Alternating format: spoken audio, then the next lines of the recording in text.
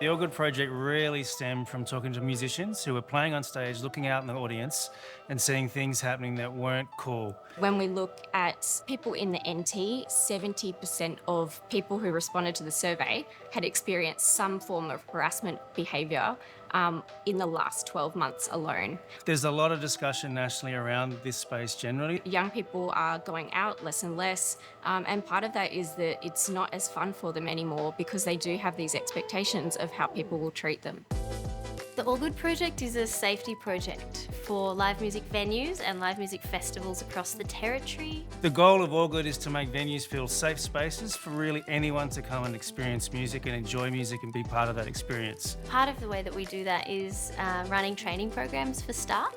We train hospitality staff in safety strategies. To be better equipped to respond when people actually do report instances of harassment, violence, or discrimination. If you go into an All Good pub, you know that you're not going to just be left to fend for yourself. If you do have too much to drink, there is someone that's going to keep an eye out for you, and it's just about making sure that people feel safe when they go out, and that has a knock-on effect of more people actually going out. More people is more economic return, more people supporting music. And when you look at those industries, it's worth $500 million to the NT economy, and it's like 12% of the workforce. So there's not small numbers and it's not small impact. There's no real reason why people shouldn't sign up to the All Good project. We do all of the admin legwork. We come into the venue, we train people's staff, we pay those staff to be there. So there's no out-of-pocket costs for venues. There will be venues left behind if they're not keeping up with that too. Setting a standard, I think, in terms of language and in terms of expectations of staff and in terms of customers as well. Lots of venues across the territory are signing up with us.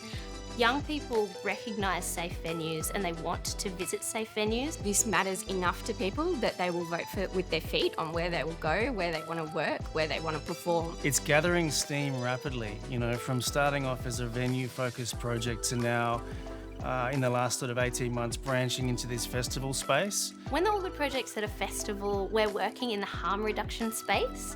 We're a sub-medical level of care at festivals. I think the All Good project's important because it fills a gap in the market that we don't see. Usually your first port of call for any kind of patron response is either security or medical, and a lot of people's initial alarm bells to maybe not feeling quite themselves or needing support actually don't need services of those levels, and they need something that's a little bit softer and a little bit more person to person, and it's what the All Good project is stepping into, and we're really grateful for that for our patrons. All Good is an absolute awesome initiative. I would have very much appreciated having this kind of service available to me when I was, first going to festivals. It just takes away a lot of the demand and stress on St. John Ambulance. Last year was a big success. No one was taken to hospital from Basin the Grass, which is a huge achievement for a festival of this size.